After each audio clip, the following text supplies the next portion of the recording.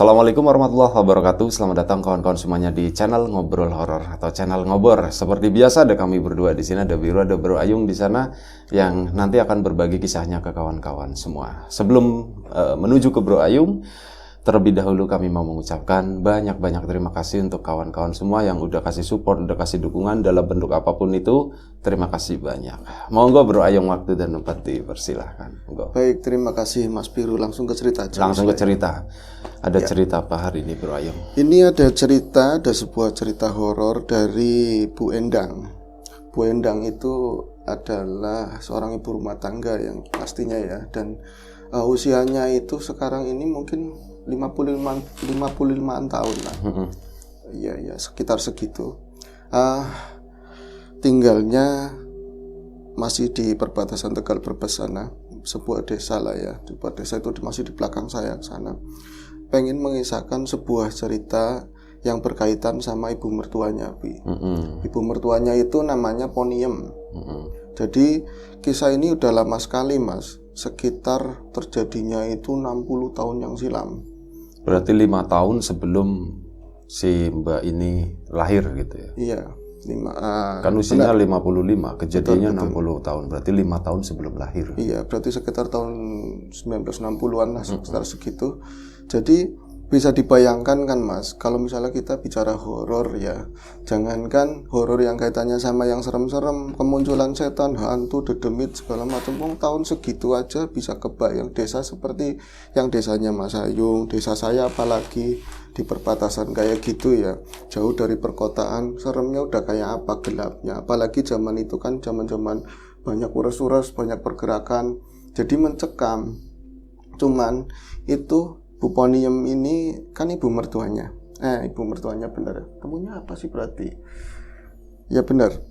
Itu kehidupannya agak lumayan, nggak seperti kehidupan anak-anak perempuan yang lain. Karena memang bapaknya itu juragan kerbau katanya.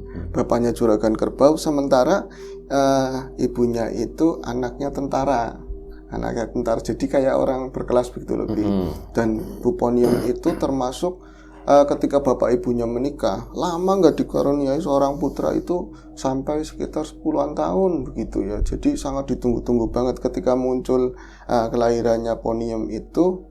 Jadi kayak dispesialkan banget di keluarga ya, karena princess lah. Iya, princess banget. Itu dimanjakan dan sangat overprotective, dilindungi banget, nggak boleh main dengan kalangan orang-orang biasa lah, seperti itu. Kayak kita nggak boleh gitu ya. Mata nanu ya, via darah bahaya biru, gitu darah ya. kotor. Ya, penyakit gitu.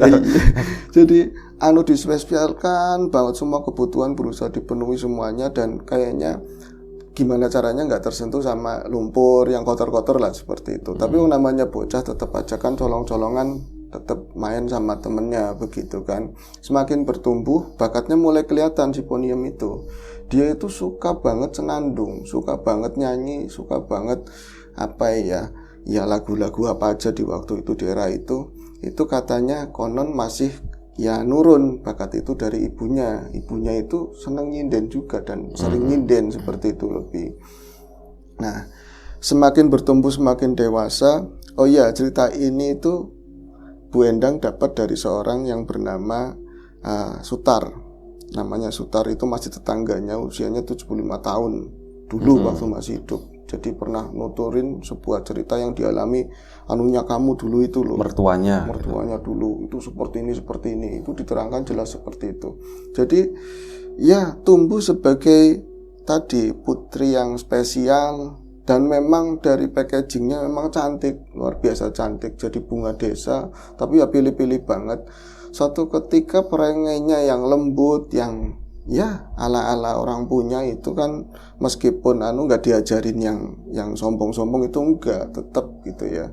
Tapi dia itu perangainya berubah drastis, jadi seorang yang kasar, jadi seorang yang berani sama orang tua.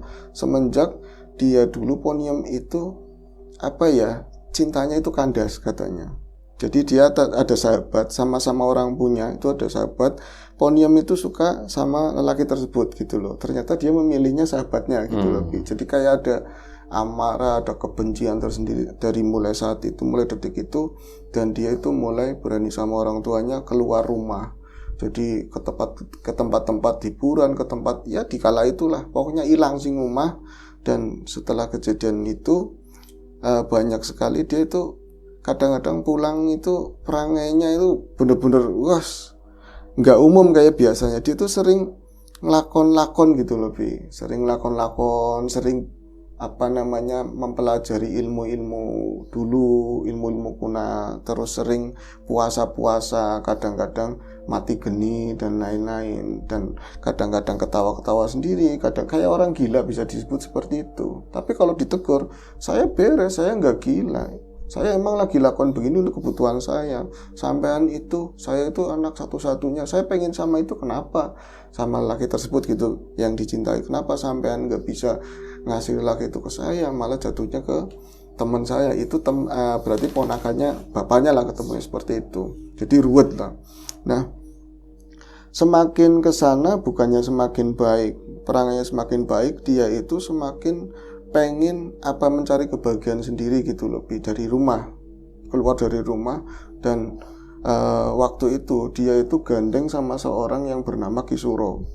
Kisuro itu orang bisa disebut di kala itu ya orang yang klinik banget dan tahu segala macam medan-medan yang tempat-tempat yang buat pesugihan, buat susuk-susuk penglaris dan lain-lain. Jarang mandi biasanya. Jarang mandi. Kalau di film-film, ini kalau di film-film biasanya begitu serem. Dan modelnya gitu itu serem banget, sangat ditakuti warga. Jarang mandi. Ya bisa dibilang begitu aja wis ya. Itu tanpa diketahui kedua orang tuanya, Poniem itu sering ikut nyinden di grup sinden yang jauh dari desanya itu, lebih sering ikut nyinden. Dalam kancah persindiran itu tentu kan banyak persaingan. Meskipun dia cantik, itu kurang percaya diri tetap. Dia pengen jadi yang terbaik, pengen bukan dapatin lelaki sih, katanya pengen menundukin semua laki-laki, pengen ditundukkan semua, baik yang udah keluarga apalagi yang masih sendiri begitu ya. Jadi nggak ada puas-puasnya, meskipun suaranya udah bagus, meskipun penampilannya udah menarik, dia itu selalu ngomong ke Kisuro itu, pokoknya saya mau dianterin ke sebuah gunung yang konon katanya di situ tuh bisa mendatangkan sebuah perubahan besar dalam dirinya. Tentu di suaranya lebih cantik, lebih indah lagi, penampilannya bakalan awet muda kayak gitu. Dan di tahun 60-an kan ya Mas, ya pakainya apa, tapi emang ini dijalani benar ke suatu gunung lah. Saya nggak mau nyebut gunungnya apa, kata si Bu Endang ya kan. Bilang aja nggak tahu gitu. Tahu aslinya, tapi dia takut katanya. Takut, soalnya emang tempat yang udah biasa banget. Bilang lah. aja nggak tahu gitu. Aslinya tahu, tapi saya nggak mau ngomong karena nggak boleh ngomong sih. Tetap aja bilang aja nggak tahu. Bilang aja nggak tahu. Nah itu akhirnya tetap dilarang sama si Kisuro itu kan, meskipun dia juga butuh fee ya kan, butuh yang buat nganter-nganter kan, tetap ada rezeki dari situ kan. Tetap aja itu tetangga, masih satu desa, kalau ke gunung sana itu gila, bisa dibilang begitu. Itu pilihan yang belum pernah ada dijalani di orang-orang di desa tersebut, kecuali mereka udah gelap mata dan kebanyakan untuk pesugihan. Kalau ini kan masalahnya nyinden loh, suaranya sudah bagus, kamu udah cantik, kurang apa lagi, tetap dirayu-rayu terus akhirnya Kisuro itu mengabulkan keinginannya Poniem. Oke wis, kita nanti tentukan harinya kapan, tapi persiapannya kan harus matang, kamu harus bawa benda yang banyak dari Brebes sampai ke puncak gunung sana kan ya. Kawi berarti. Kalau gak ke Mukus. Iya, nama-nama gunung kan kalau nunjuknya jauh-jauh. ke sana Cirebon berarti. Iya. Kalau Gunung Slamet kayaknya enggak. Enggak ya, terlalu tinggi ya, Bi. Ya mungkin gunung-gunung itu ditebak juga nggak apa-apa. Ya, cuman kan kalau pemikiran saya, kalau sekarang kan kita bisa naik bis terus sana nyambung. Kalau di zaman itu kan ya apa jalan kaki atau apa mungkin naik andong pedati nyambung seperti itu, tapi tetap dilakukan. Tamasya sih lebih tamasya. Perjalanan spiritual. Tamasya spiritual. Iya. Dan keinginannya Poniem itu dikabulkan sama Mbak Suro, tapi bapakmu itu orang kuat. Orang kuat itu bisa beli orang pinter dan lebih pinter dari saya. Saya bisa habis sama bapaknya kamu. Tetap kalau kamu itu nggak minta izin sama kedua orang tuamu, saya nggak mau nganter. Ceritanya seperti itu. Akhirnya Poniem itu merajuk ke bapak sama ibunya kalau saya itu sudah bulat tekadnya saya mau ke gunung tersebut. Nggak ada satu orang pun yang bisa ngalangi, walaupun bapak ngomong jangan, ibu ngomong jangan, kamu udah kayak nggak bukan anak saya lagi kalau modelnya kayak gitu. Hilang-hilangan anak siji katanya. Hilang-hilangan anak satu kalau kamu tetap mau ke sana. Kurang apa kamu? Nggak usah nyinden, nggak usah jadi artis bahasanya ya. Warisan bapak ini buat anak tunggal itu ya luwi-luwi, udah lebih-lebih. Kamu mau nikah sama siapa? Ibaratnya pemuda-pemuda itu ngantri, tetap aja itu waktu itu pokoknya dia itu ngamuk-ngamuk dan nggak bisa ditahan sama kedua orang tuanya. Akhirnya tetap jalan ke gunung tersebut. Nah, diceritakan sama Dagir itu yang gunung tersebut, padahal gunungnya itu belum disebut. Belum disebut sama sekali. Itu nggak ini valid. Kan ambigu ya. Ambigu, rancu. Bener-bener angel. Nanti lama-lama tak sebut juga di gunungnya. Terus lanjut. Akhirnya perjalanan ke sana. Ini kenapa Pak Dagir yang menceritakan, Ki Dagir yang menceritakan sama Bu Endang itu detail, karena Ki Suro itu adalah bapaknya Ki Dagir. Kayak gitu loh. Itu Ki Suro bapaknya Ki Dagir, si Bu Poniem itu mertuanya Bu Endang. Bu Endang gitu. Jadi ke sana itu ngalamin berbagai rintangan. Mas, wong namanya itu percaya apa enggak ya orang dulu, wong namanya nyupang aja ya. Nyupang itu pesugihan. Tetap aja kalau suami sama istri ya harus satu tekad bareng dan enggak semudah kayak orang itu. Saya mau nyumpang, ya siap, didata, terus nanti dapat uang. Itu enggak, ujiannya itu macam-macam. Kayak orang juga kita itu dikira juga banyak rintangannya seperti itulah. Itu kesana juga seperti itu. Apalagi di zaman itu tetap aja mertua saya katanya membabi buta tekadnya. Itu di perjalanan ada yang namanya perjalanan yang benar-benar nyata, ada juga yang diantarin bangsa jin. Ada rintangan yang macam-macam, sebut saja akhirnya berhasil. Itu nggak pulang lagi ke rumah, nggak pulang ke orang tuanya, tapi langsung kayak dia itu di rumah tertentu atau beli rumah atau apa ya waktu itu, dan dia langsung berkiprah di dunia persindenan tersebut. Dan langsung ya mungkin hasil dari rialat, hasil dari usahanya tersebut yang benar-benar sungguh-sungguh. Akhirnya dia itu jadi ya sinden nomor 1 di masa tersebut. Dan ya itu keniatannya memang bukan pengen suami yang kaya, yang ganteng, itu enggak. Kayak dendam sama yang dulu mengecewakan. Jadi semua orang dibabat habis. Intinya supaya mereka itu kehidupannya hancur lah, seperti itu. Dan sekali waktu dia itu Poniem itu pernah pulang ke rumah hanya untuk menunjukkan bahwa saya itu hebat, saya itu nggak perlu kalian berdua, orang tuanya begitu loh. Dan ada kejadian mas, ya saya nggak tahu, saya cuma diceritakan. Jadi Ki Dagir juga waktu itu kan masih agak muda ya.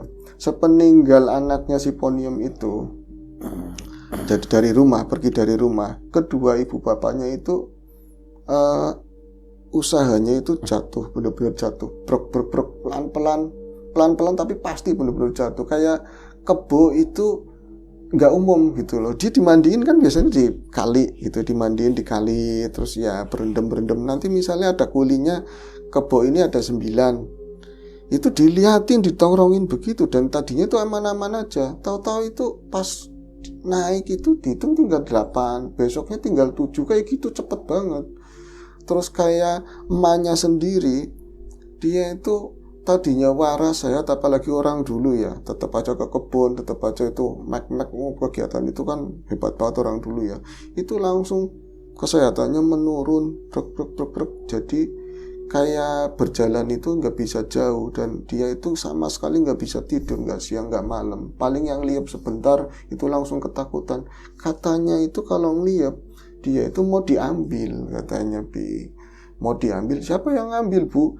Yang ngambil ya itu, yang di gunung itu, yang diantarin sama Mbak Suro. Katanya kowe tak cukup, kamu itu harus ikut saya, jadi pembantu saya di sana, jadi babu saya. Lu salah saya apa? Kamu itu siapa? Nanti baru wujud aslinya yang serem-serem. Itu katanya kayak belis-belisnya itu kalau misalnya pocong, kunti, memedi dulu ya, ganderuwo, itu umum. Orang dulu itu biasa ngelihat. Kalau di sana itu yang dari gunung. Mas, zaman dulu belum ada pocong belum ada, kunti 60-an belum ada. Belum ada ya, belum populer. Dulu sewaktu saya masih itu di tahun 60-an itu Belum ada. Saya juga pernah baca sih sebenarnya. Kalau itu ya. Dulu kan setannya setan tek-tek, genderuwo. Nah, genderuwo itu udah lama tuh. Sekarang makanya udah hampir punah. Iya. Ya artinya setan-setan yang biasa muncul di desa-desa itu bukan yang seperti itu. Jadi dia itu sana itu modelnya kayak hewan-hewan, kepala-kepalanya kayak hewan, terus nanti ada buntutnya, tapi punya kaki kayak manusia, kadang-kadang kakinya kayak kuda, macam-macam banget. Kerasakti. Iya, model-model kayak ya identik yang ada di pegunungan lah, seperti itu di hutan-hutan itu sering datangi ibunya Poniem, dan dia itu ngomongnya mau ngambil ibunya Poniem, mau dibawa ke sana. Kesalahannya apa? Saya itu salah apa? Tetap aja nggak ada yang ngomong. Pokoknya nanti sebentar lagi. Nah ini kan karena sering menceracau, mimpi juga seperti itu, terjaga juga ngomongnya seperti itu, akhirnya kan jadi gentar ya, bapaknya itu, suaminya itu jadi gentar. Itu suami istri kayak gitu semua? Enggak, yang istrinya. Kalau bapaknya lebih kuat. Orang dulu kan, apalagi orang yang punya gitu, biasanya secara ilmu-ilmu mistik juga dia belajar kan, jadi ada tameng sedikit lah ya. Tetap aja ya ke distract, dia juga merasa terbebani, manggil lah paranormal dari mana aja untuk membackup istrinya. Itu nggak jadi bagus, malah jadi lebih parah, dan berakibat sampai ibunya itu meninggal itu nggak konangan, bahasanya itu nggak ada yang lihat. Jadi waktu itu kejadiannya ibunya sehat, begitu aja sehat, padahal nggak bisa jalan sama sekali. Dia itu udah semakin parah banget, nggak bisa jalan sekali, tapi sempat ngomong suaminya, Pak, nembe bae baru saja ada yang kesini, bentuknya lebih serem, kayak yang kemarin itu mending, ini kepalanya ada 4 tapi badannya 1, godone gede banget, katanya punya gada gede banget. Itu berarti itu dari sana, ya, film Mahabharata kan. Iya, itu disebut Sugriwa itu Subali ya. Itu katanya saya mau diambil. Loh, saya diambil apa? Tapi kamu kelihatannya waras, diambil apa? Jangan ngomong yang ngaco-ngaco. Aku tuh cuma punya kamu. Anakmu udah pergi, dia udah kurang ajar. Aku cuma punya kamu. Kita itu kan masih ada kebo. Nggak ngomong begitu sih dia. Udah, jangan ngomong yang macem-macem. Lagian kamu itu, kok kamu bisa berdiri? Bapaknya keder, waras gitu loh. Kok sehat? Iya ya Pak. Kok aku bisa melaku? Kok aku bisa berdiri? Dia itu kayak bocah kecil yang lama udah nggak bisa jalan, terus tahu-tahu sehat, gimana sih, jingkrak-jingkrak, senang-senang kayak nari-nari gitu, dan langsung nyinden. Dia kan dulu pernah nyinden, langsung nyenandung begitu. Jadi bapaknya ya bahagia, cuman aneh, kok tahu-tahu kayak gitu kan. Terus itu hampir mau, kalau ukuran ya sekarang itu 1 jam itu ada dari dapur ke depan itu wirawiri nyanyi. Akhirnya karena dilihat udah beres, oh ini bener-bener sehat istri saya. Bapaknya itu mau nengokin kebo yang lagi sama tukangnya gitu ya. Mau nengokin kebo dulu ya Bu. Ya wis, aku melu. Itu malah ikut. Loh, kamu udah sehat, mendingan di rumah itu beres-beres, apa jemur-jemur apa di depan atau gimana. Enggak, saya mau ikut.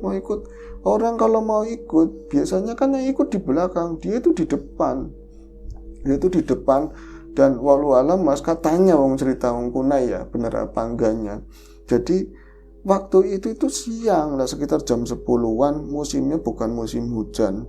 Itu tiba-tiba, bapaknya kan aneh, bojoku kok di depan, mau ikut kok di depan, dan arahnya bukan ke arah yang kebo itu loh, yang biasa kebo itu rumput, arahnya itu jauh.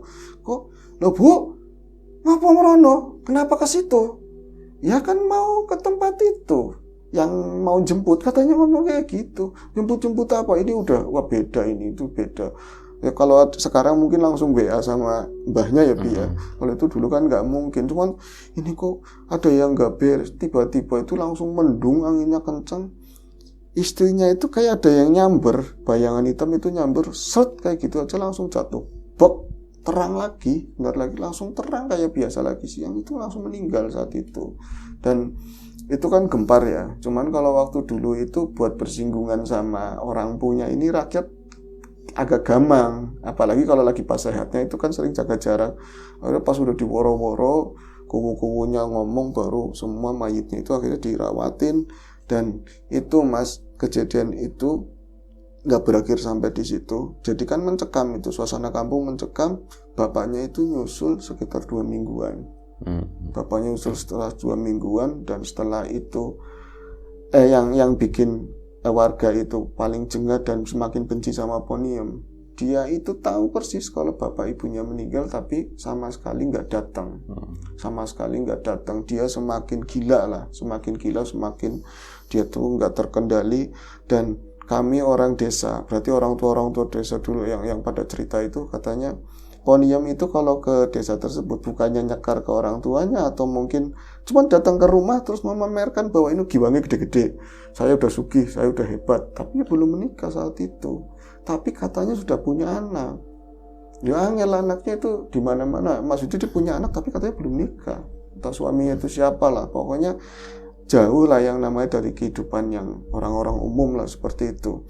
Nah terus gimana lagi Bu? Horornya gimana lagi Bu? Nah itu si Mbak Suro itu akhirnya karena banyak omongan yang gak enak ya, dia itu banyakan kan semedi. Ceritanya orang dulu semedi gitu ya. Banyakan semedi, walaupun di dapur diam itu akhirnya sering didatangin warga. Karena yang seperti itu nggak pernah ada terjadi lah. Orang bagus. Sekarang juga pada semedi. Kalau malam-malam belakang rumah ngerokok. Mikir gitu ya. Besok gimana gitu. Gitu kan. Itu sama sih sebenarnya, sama kondisi. Sama sebenarnya. Permasalahan itu nggak jauh beda. Nah itu akhirnya Mbak Suro itu keluar. Dan dia itu datangin rumahnya mendiang tadi ya, mendiang ibunya Ponium sama bapaknya Ponium. Dan di situ cuman ada tukang kerbaunya. Yang akhirnya dia tuh nungguin rumah tersebut sambil berharap-harap Ponium itu datang dengan perangai yang bagus, dengan keadaan yang lebih baik. Itu datang ke situ, terus bikin kayak semacam ritual. Nah, semacam ritual di rumah tersebut, ya rumpi-rampenya segala macam, dan manggil beberapa warga buat nyaksiin, katanya ini mau terjadi apa. Itu katanya ada beberapa aki-aki yang diundang di situ, dan mereka menyaksikan ketika ritual itu pas tengah malam itu baru dimulai, begitulah ya. Itu bentar aja, padahal itu terang, bukan musim hujan, tahu-tahu ada hujan gede, gelap begitu, anginnya kencang. Itu di rumah itu penuh semuanya sama memedi-memedi yang mau jemput tadi punya Ponium itu. Modelnya seperti itu semuanya. Itu mau 3 hari katanya. Yang seperti itu mau 3 hari. Dan mereka ngancam katanya kalau nggak nyediain ya sesembahan kayak gitu, kampung itu katanya mau dihancurkan. Nah orang kan tahu yang nganter ke situ kan Mbak Suro. Jadi Mbak Suro, gimana caranya kamu harus menyelesaikan ini. Akhirnya itu dia gandeng katanya sama seorang kiai, katanya begitu seorang kiai, entah kiai dari mana lah, pokoknya gandeng sama seorang kiai. Ya warga ngertinya Mbak Suro sama kiai itu sering berdua. Terus akhirnya yang situasi yang mencekam itu berubah mendingan begitu ya. Dan gak lama itu Ponium itu pulang kemana? Pulang ke rumah tersebut, dan katanya sama suaminya, walau alam, dan itu udah bawa anak 3. Ada yang gede Mas, ada yang gede. Katanya kalau sekarang mungkin yang gede udah anak SMP lah begitu. Tapi warga hampir nggak mengenali yang namanya Ponium. Karena apa? Kalau ukurannya teman sebayanya Ponium di usia segitulah, mungkin ya kira-kira 20 berapa tahun lah. Itu aturannya ya segitu. Kalau dia itu muda, justru pergi lama tapi pulangnya itu nggak tua-tua loh, segitu aja, kayak bocah gadis belia, cantik ya, luar biasa banget. Bahkan semakin kesini semakin cantik. Cuman akhirnya tinggal di rumah tersebut, dan bukan rumah itu akhirnya dirawat dengan benar. Terus Ponium di situ jadi ibu rumah tangga yang benar, tapi di situ jadi kumpulan orang-orang yang tukang tadi nyanyi-nyanyi, rombongan yang tukang mabuk-mabukan, dan banyak juga orang-orang dari pemerintah lah saat itu. Di situ jadi tempat buat ngumpul-ngumpul yang nggak beres, dan warga jengah, cuman nggak ada daya karena memang kan banyak orang pemerintah yang korup yang bisa disogok lah, seperti itu. Itu suasananya kampung itu lebih mencekam lagi Mas. Nah ini kan berlangsung lama ya Mas, ini anak-anaknya makin gede-gede, dan salah satunya anak yang nomor 3 itu nikah sama saya.